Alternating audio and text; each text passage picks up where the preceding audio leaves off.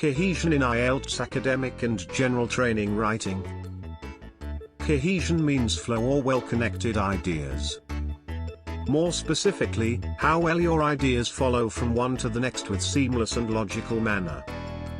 As you develop your paragraph, your ideas must be related to each other and they should be logically linked with referencing and linking words. Referencing words refer to determiners / pronouns, like this, these, it, etc. You can use these to link an idea in one sentence to an idea in the previous sentence. Linking words can also be used for connecting ideas.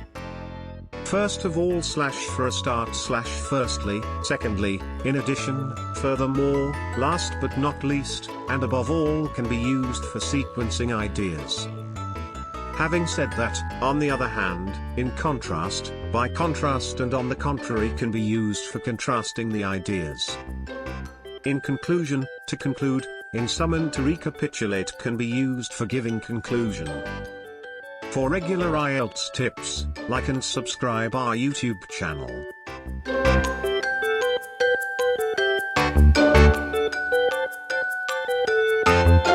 Thank you.